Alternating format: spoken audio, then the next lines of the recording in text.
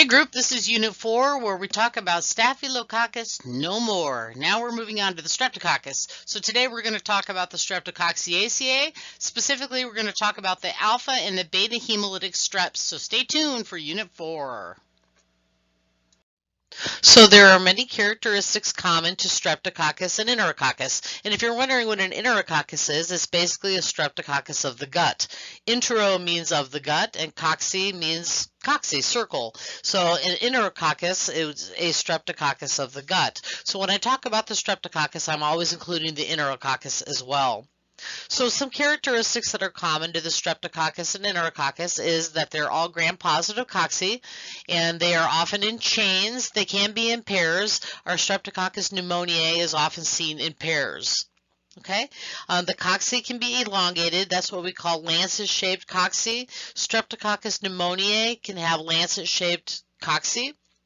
They are facultative anaerobes, and they may prefer a capnophilic environment. So most of our Streptococcus and Enterococcus are facultative anaerobes. However, the alpha hemolytic Streptococcus are capnophilic organisms, so they prefer 3 to 10% CO2. Some are fastidious, and it's those alpha streps again that are fastidious. They're catalase negative, and if you recall from the last unit, our Staphylococcus are catalase positive, but our Streptococcus are catalase negative, and they will not reduce nitrates to nitrites. And of course, Staphylococcus does reduce nitrates to nitrites, but Streptococcus does not. Okay? So Streptococcus is unique. When you gram stain it is a gram-positive cocci in chains, and you can see that on the image on the right. And on the image on the left, you can see that Streptococcus grows in what looks like puffballs in a broth. If you recall, Staphylococcus grows as streamers in a broth. Streptococcus is totally normal flora in mammals, and you can find it in the upper respiratory tract. That would include the mouth, the throat, and the nasopharyngeal and oropharyngeal area. They are also found normally in the gastrointestinal tract and also the genital tract of females. Okay, there's a multitude of different gamma and alpha hemolytic streps that are found in the upper respiratory tract, the gut, the genital tract. Some beta hemolytic streps can actually be normal. You can also find Streptococcus in nature. You can find Streptococcus in water, vegetation, and dairy products. Now there's a number of types of media that we can use to isolate and actually encourage the growth of Streptococcus. Blood agar is primarily the media that we will use in student laboratory to grow our Streptococcus. And blood is really nice because you can see the degree of hemolytic activity on the plates. Okay, this is also known as tryptic soy agar with 5% sheep's blood, but it's the same thing as 5% sheep's blood. We can also use PEA or CNA plates, which is phenyl ethyl alcohol agar or Columbian nalidixic acid agar, and these are enriched and they are also selective for gram-positive organisms. So our gram-positive organisms will grow on PEA and CNA, but our gram-negative organisms, kind of like our E. coli or Klebsiellas, are going to be suppressed. Then we can have strep selective agars, which inhibits other organisms, but it is selective for certain things like Streptococcus pyogenes. And then we have broth medias. And there are some medias that are good for Streptococcus agalactae, like carrot broth and Todd Hewitt broth. Carrot broth is really good for the identification of the beta hemolytic strains of strep B, and Todd Hewitt broth is also good for the identification of strep B as well. Now, when looking at our plates, our Streptococcus look quite a bit different than our Staphylococcus. Streptococcus are a little bit smaller than staph colonies, and usually they're considered small to medium. Some of our alpha streps are very, very small, and then you get up to the Enterococcus, and they're more like a medium size. Their consistency can be dry or mucoid, but generally they are just damp looking, and some pathogenic strains can have a capsule. Our Streptococcus pneumoniae can often be mucoid because it has a capsule. And they can be either alpha, beta, or gamma hemolytic, and that's their effect of their toxins and enzymes actually on the sheep cells in blood agar. And we're going to talk more about that on the next slide. So whenever we're first trying to identify our streptococcus, the first thing we do, of course, is a catalase, and they're going to be catalase negative. Then the second thing that we need to do is determine if they're alpha, beta, or gamma hemolytic organisms. And that's going to determine the next phase that we go to in our algorithm for identifying our streptococcus. So an alpha hemolytic streptococcus is a streptococcus that produces toxins or enzymes that partially lyse the cells around the organism in sheep's blood agar. Beta hemolytic organisms are organisms that completely lyse the cells around the colonies on sheep's blood agar, and gamma hemolytic organisms are organisms that are non-hemolytic, so they have cellular products in the media that are not going to actually affect the media. There's some really nice examples in your book. I would highly recommend that you take a look at the Streptococcus chapter, and that way you can see the difference between alpha, beta, and gamma hemolysis.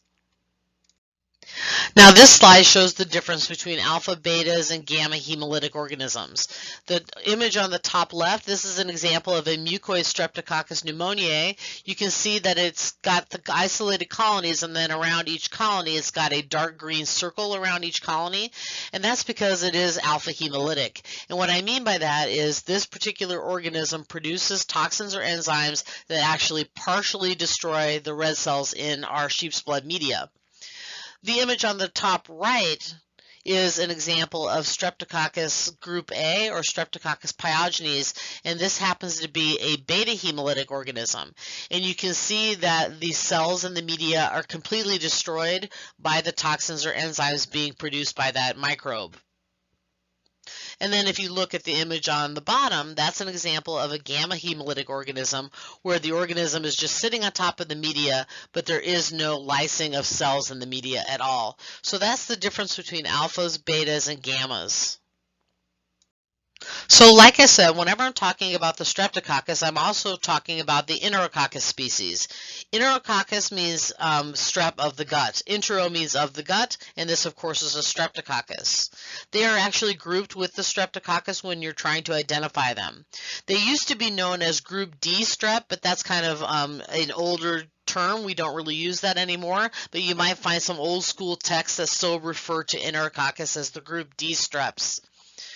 From here on out, whenever I'm talking about the Streptococcus species, I'm also including the Enterococcus genera as well.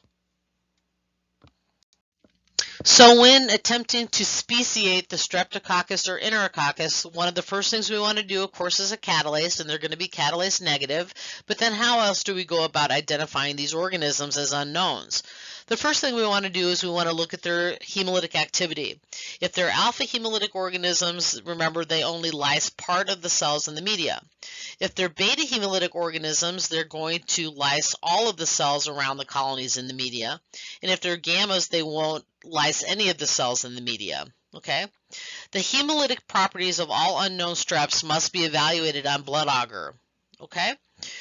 Also, when we're attempting to identify Streptococcus and Enterococcus, we want to look at their physiological characteristics. Are they pus producing, or are they pyogenic?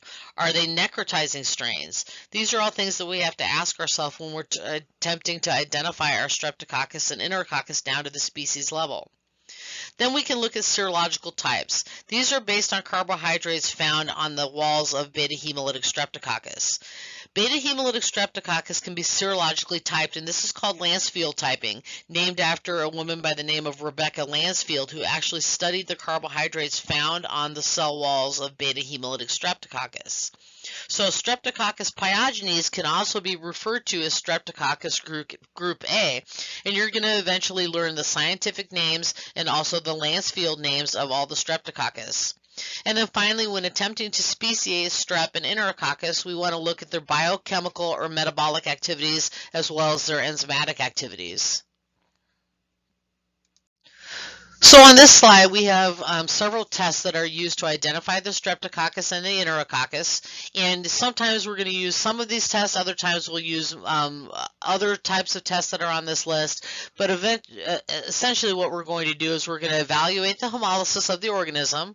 We're always going to do a catalase test. In some cases, we'll do bacitracin, SXT, bile esculin, and salt tolerance tests. We may do LAP tests, PYRs, optogen or biosolubility testing, serologically typing our beta streps, or we may be doing a CAMP test or sodium hippurate test. So this is kind of the longer list of all the tests that we would do to speciate our Streptococcus. And we'll talk about all of these tests in the upcoming slides. Now, the catalase test is one of the first tests that we do to identify Streptococcus species, and the principle is exactly the same as the principle that you learned for Staphylococcus species. The presence of the catalase enzyme combined with 3% H2O2 results in bubbling. Streptococcus are almost always catalase negative, and there's going to be no bubbling when the test is performed. Staphylococcus is going to be catalase positive. So Staphylococcus is catalase positive, where you're going to see bubbling, and Streptococcus is catalase negative, where you're going to see no bubbling. Now remember, when doing the catalase test, you always want to be careful to avoid getting chunks of blood agar in your test, because chunks of blood agar can give you false positives because of the peroxidase in the red cells.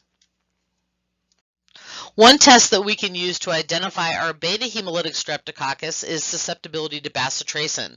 The bacitracin is also known as the A disc because it was once used as a good screening test to determine if we have Streptococcus group A. Also, the A disc can be used to differentiate Staphylococcus from Micrococcus.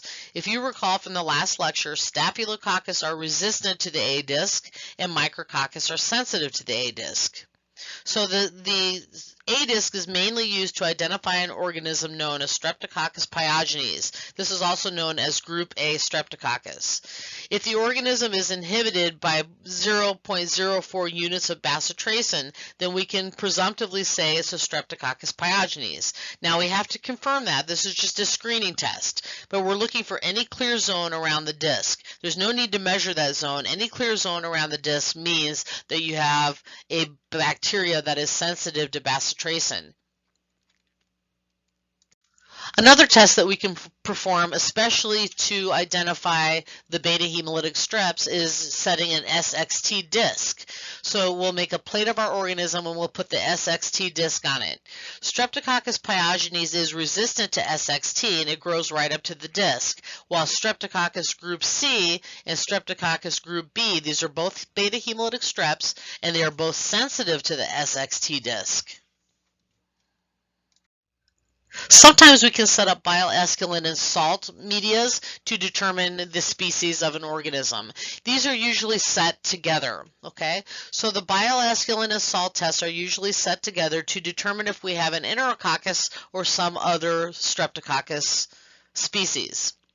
In the bile esculin test, we're going to set up a bile esculin slant or broth to determine if our organism can hydrolyze esculin. If it can hydrolyze esculin and make esculitine and also live in the presence of bile salts, then of course that is a positive test. Most Enterococcus are sturdy streps and they can actually survive bile salts and will hydrolyze esculin. The salt tolerance test is used to determine if our organism can actually survive 6.5% salt. If you remember from the last lecture, Staphylococcus can survive 7.5% salt, but most Streptococcus cannot survive salt or sodium chloride. However, Enterococcus, like I said, is a sturdy strep and it can survive 6.5% sodium chloride. Other tests that we can do to speciate our organisms are the LAP test and the PYR test. Usually the LAP test and the PYR test are used to determine if we have an Enterococcus or a strep versus another type of aerobic gram-positive cocci. The LAP is used with PYR to determine if we're dealing with the Streptococcus organism or some other non-strep aerobic GPC.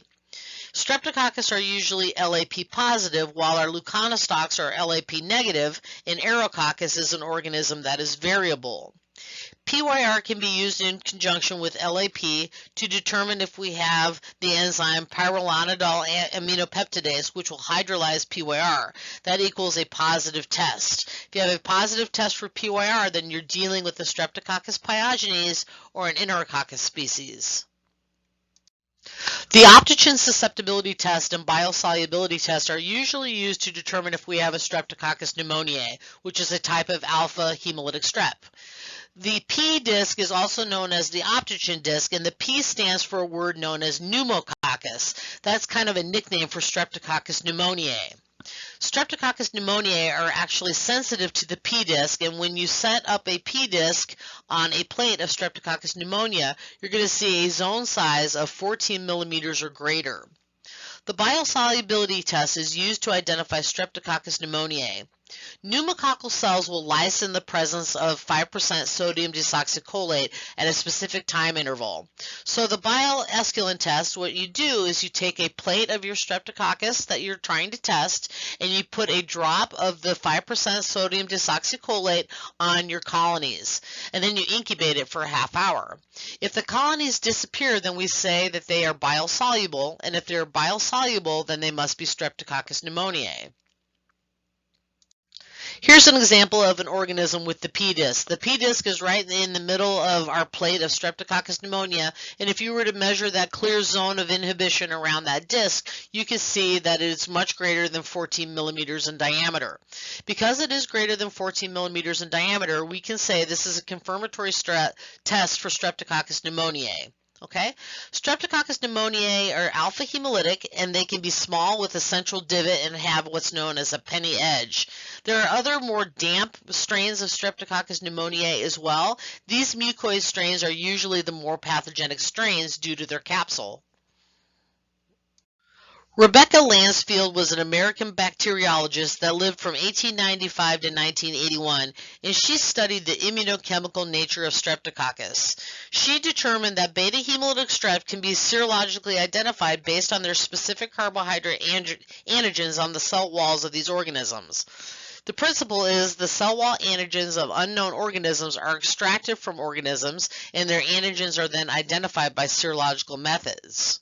So what happens is you can take an unknown Streptococcus and somehow rip the antigens off the organism and then serologically type. We can only Lansfield classify our beta hemolytic streps. So all of our beta hemolytic streps have a scientific name, and then they also have a Lansfield name. So Streptococcus pyogenes is also known as Group A Streptococcus. Streptococcus agalactae is also known as Group B Streptococcus. Streptococcus dysgalactae equi zooepidemicus complex, that's a hard one to say, is Group C. That one we usually just refer to as Group C. And Streptococcus canis is referred to as Group G. The only ones that you need to know both the scientific name and the Lansfield name are the first two. Streptococcus pyogenes is also known as Group A strep, and Streptococcus agalactae is also known as Group B strep. The only gamma hemolytic Lansfield Streptococcus that can be grouped that is not beta hemolytic, the only gamma hemolytic are the Group D streps. That's going to be your Enterococcus. But typically we don't group anything that isn't a beta. Other tests that we can do to identify our Streptococcus that are beta would be the CAMP factor test and the Hippurate hydrolysis test. The CAMP factor test stands for Christie, Atkins, Munch, and Peterson. These are the four people that discovered this phenomenon. Strep agalactae has an extracellular protein that reacts with beta-lysine. The protein beta-lysine combination causes an enhanced hemolytic reaction that actually looks like an arrow. And I'm going to show you a picture of this in the next image. The Hippurate hydrolysis test is a test that is for Streptococcus group B, but it is awfully unreliable and is starting to be phased out. So we're not going to be doing Hippurate hydrolysis in lab, but I do want you to know the procedure. In this procedure, we take 100 microliters of sterile water and put it in a plastic tube. We add many colonies of our unknown organism, and then we add a Hippurate disc to that tube. We incubate the tube for 2 hours at 35 degrees, and then we add 2 drops of ninhydrin.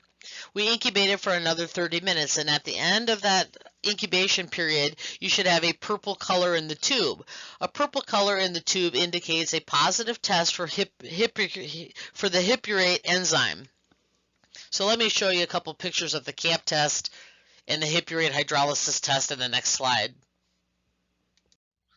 So in the image on the left, we have a blood agar plate, and the line that goes right down the middle is Staphylococcus aureus. Staphylococcus aureus provides the source of beta-lysine.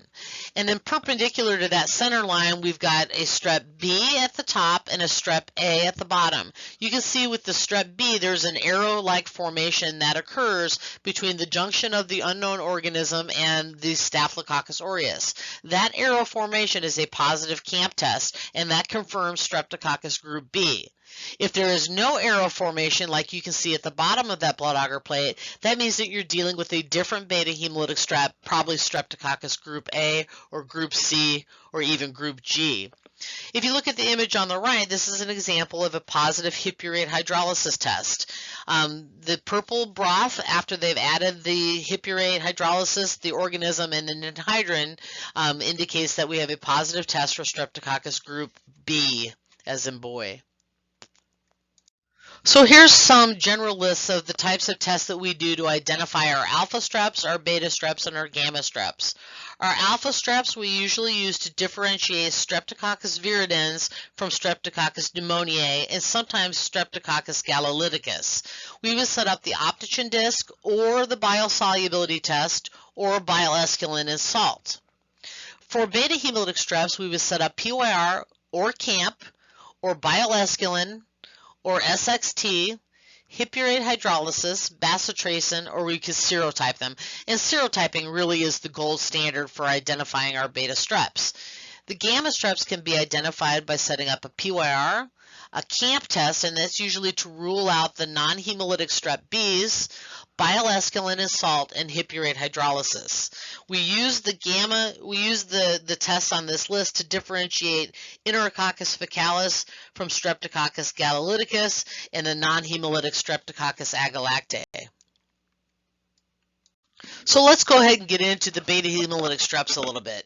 Remember, all of our beta hemolytic streps also have a Lancefield name. So Streptococcus pyogenes is also known as strep A, Streptococcus agalactae is known as strep B, and then strep C and G, you can just call those strep C and strep G. But there is a nice staph and Streptococcus schematic in your Mahan textbook. I would definitely look at that and maybe make your own schematic for lab. In Lancefield classification, what we're doing is we're ripping the cell wall polysaccharide antigens off of the beta hemolytic strep. So we take those extracted antigens and we chemically add them to latex agglutination particles. And if you have a clumping, it indicates which Streptococcus you're dealing with. So beta hemolytic streps can be Lancefield typed by serologically typing the cell wall antigens. Streptococcus pyogenes is strep A and strep agalactae is strep B. So when talking about the beta hemolytic streps, I want to talk about one of the organisms that is probably one of the most serious organisms you're going to see in a microbiology lab, and that would be Streptococcus pyogenes, also known as group A Streptococcus. This is always considered a pathogen in any body site, but most of the time you hear of this organism causing strep throat. Anytime we are dealing with this is a critical value and must be called to the doctor or the RN taking care of that patient. This is an organism that is beta hemolytic on blood agar. The hemolysin, streptolysin O and S account for the hemolysis observed on your blood agar plate. Streptolysin S is the beta hemolysin seen around the colony surface, and streptolysin O is the beta hemolysis seen around the colony subsurface. 5% sheep's blood agar is the media of choice for growing Streptococcus group A because this type of media actually inhibits other confusing organisms like certain species of Haemophilus. Streptococcus pyogenes is a serious pathogen because it can lead to all kinds of other problems. Most of the time when we're talking about Streptococcus pyogenes, we're talking about streptococcal pharyngitis, which is essentially strep throat. Okay, but Streptococcus group A can also cause impetigo, which is a skin infection. It can also cause cellulitis and scarlet fever. Usually scarlet fever, you have a rash due to the epidermolytic toxin. And then Streptococcus pyogenes can also lead to pneumonia. usually as a secondary infection, but most importantly, Streptococcus group A or Streptococcus pyogenes can lead to acute rheumatic fever or acute glomerulonephritis, and that's essentially what causes damage to your heart valves or damage to the kidneys. And then one other type of infection that Streptococcus pyogenes can cause is called necrotizing fasciitis, and that's the flesh-eating bacteria. There are a number of virulence of factors associated with Streptococcus pyogenes. Some strains are actually encapsulated, so they have a capsule.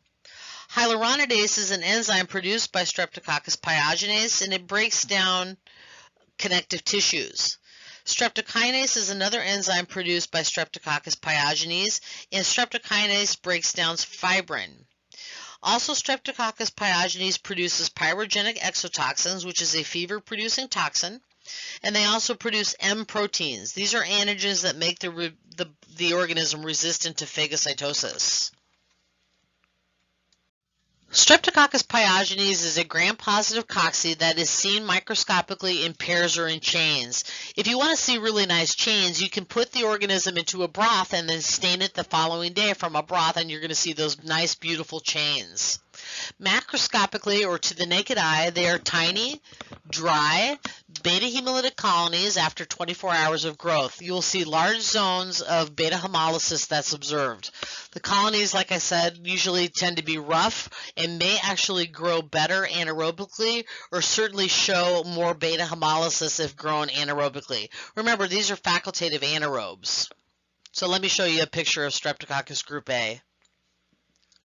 So here's a nice picture of Streptococcus pyogenes on blood agar, and you can see that the isolated colonies are very strongly beta hemolytic.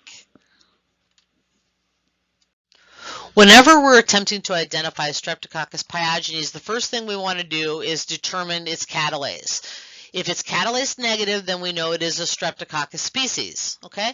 Then we have to evaluate its hemolysis. We know that it's beta hemolytic, so it's appropriate to set up the bacitracin disc. If it is sensitive to the bacitracin disc, that's a good preliminary identification of Streptococcus pyogenes. They are also PYR positive.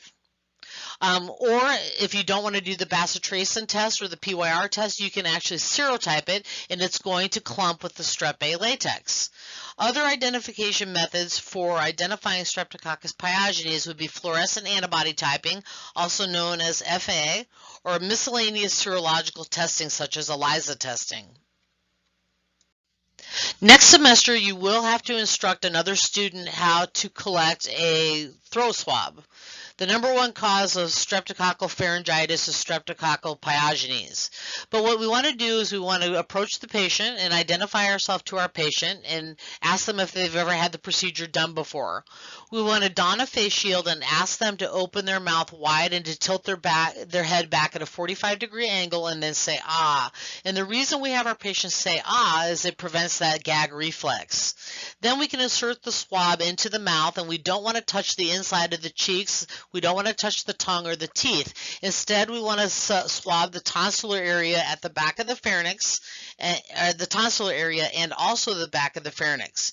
We remove the swab without touching the tongue, cheeks, or teeth, and then we perform rapid antigen testing and set a culture. So let's take a look at what a throat with strep throat looks like. People that have strep throat often have a throat that has red or white patches. The treatment of strep throat is penicillin. Streptococcus pyogenes is universally susceptible to penicillin. However, if your patient is allergic to penicillin, the second choice would be erythromycin, and finally the third choice of antibiotic would be clindamycin.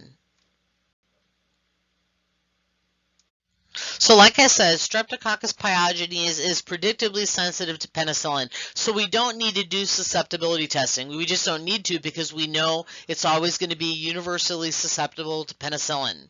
The treatment is for 10 days minimum. Usually you're not contagious after the first day or two of treatment, but there are relapses that are very common when it comes to Streptococcus pyogenes.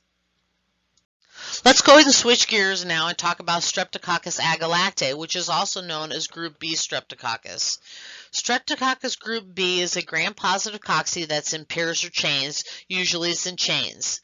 It's beta hemolytic on blood agar, aerobic, and the colonies are larger than group A strep. You will see a zone of narrow beta hemolysis, and this is referred to as soft hemolysis. There are a few strains of strep B that are gamma hemolytic, but that's pretty rare. We always want to double check the identity of the organism to make sure it's not an Enterococcus species. The significance of Streptococcus agalactae is that it can cause lots of problems for little babies. It can cause neonatal disease. Women can actually be colonized with this organism in the vagina, and then if the baby is born through natural childbirth through the birth canal, the baby can actually pick up that strep B, and they can develop neonatal pneumonia, osteomyelitis, meningitis, and sepsis. So it's not dangerous for mom to be colonized in the vagina with strep B. However, if mom is pregnant, usually in the 3rd trimester, they will test mom for strep agalactae to make sure she doesn't have it, because she can transmit that onto her baby, and the baby can develop meningitis or septicemia. Streptococcus agalactae can be very virulent because it can be encapsulated. Now in that picture, those are gram-negative rods that are encapsulated, but I just want you to be able to see the capsule. Of course, Streptococcus agalactae would be a gram-positive cocci that's encapsulated. They can also produce cytolysins and cell surface proteins. Those are all things that cause them to be more virulent. So here we can see a picture of the soft hemolysis on the upper left in image A. We can see that it is beta hemolytic, but that beta hemolysis is much softer appearing than it would look for Streptococcus pyogenes. In image B, we can see their gram-positive cocci and chains. In image C, we can see the organism grows all the way up to the basotracin disc. And then in image D, that's the CAMP test, where the line across the top is Staphylococcus aureus, and then the line perpendicular is your Streptococcus group B, and it's forming an arrow. That is a confirmatory test for strep agalactae. So the best way to identify Streptococcus agalactae is to first do a catalase test. Like all of your streps, it is going to be catalase negative. We want to make sure that we understand it's a beta hemolytic organism, because the beta hemolysis determines what our next step in testing is going to be. We can set up an A disc, and it's going to be resistant to the basotracin disc. We can choose to set up a CAMP test, and this organism is CAMP positive. The organism is also hippurate hydrolysis positive.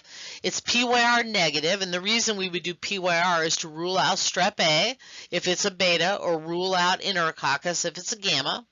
It's bile-esculin negative. The salt tolerance is variable depending on if it's a beta or a gamma.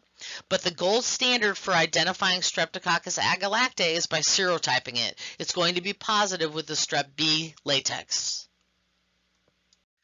Streptococcus group C is an organism that can cause a mild form of pharyngitis. It won't lead to rheumatic fever or glomerulonephritis like strep A can, but it can still cause a person to have a strep throat. It is a beta hemolytic colony that looks a lot like strep A, but it's usually a larger colony. A lot of times strep C is mucoid as well. Serotyping to identify strep C is by far the gold standard. Other infections with this organism are seen mostly in immunocompromised patients, and this can lead to things like cellulitis, pneumonia, osteomyelitis, endocarditis, and septicemia. Remember that group A strep is SXT resistant, while group C is SXT sensitive. Group G strep is another type of beta hemolytic strep that can cause mild pharyngitis. Again, it's not as serious as Streptococcus group A, but it can still cause a sore throat. You can often find strep G in the upper respiratory tract of people, the gastrointestinal tract, and the genital tract. And it could be normal flora. It doesn't always cause pharyngitis. Once in a while, it can cause otitis media, which is a middle ear infection, pneumonia, and septicemia. Like strep A and strep C, it is beta hemolytic, and the gold standard for identifying strep group G is by serotyping it. All beta streps that are unknowns can be serologically typed with all Lancefield groups and to find its identity. So Streptococcus C and G are very similar metabolically. They're both catalase negative. They're both resistant to basotracin. They're both sensitive to SXT, and they're both CAMP and hippurate hydrolysis negative. They're also both PYR negative. The best way to identify strep C and G is by serotyping them with the C and G latex. This brings us to the alpha hemolytic streps. So the beta hemolytic streps we talked about: strep pyogenes, strep agalactae, strep C, and strep G. Now I want to talk about the alpha hemolytic streps. So today we're going to talk about Streptococcus viridans and Streptococcus pneumoniae. So most are considered normal upper respiratory flora. They are fastidious and capnophilic, so they do require 3 to 10% CO2 to get them to grow. They include such species as Streptococcus mitis, Streptococcus mutans, Streptococcus salivarius, and Streptococcus sanguis, but again, we just call them strep viridans group. Okay, organisms are resistant to the optogen disc, so they're going to grow all the way up to the P disc, and they are biosolubility negative. Remember, the reagent for the biosolubility test is 5% sodium desoxycholate, and this causes Streptococcus pneumoniae to autolyse, but it will not cause Streptococcus viridans to autolyse. Streptococcus pneumoniae is also known as pneumococcus. It's an alpha hemolytic strain of Streptococcus that may or may not be mucoid, but usually the mucoid varieties are more virulent. They are pretty small colonies compared to Staphylococcus, and if you gram stain them, they're going to be gram-positive cocci in pairs, and they're going to be lancet-shaped. And what I mean by that is they're almost diamond-shaped because they start to stretch out.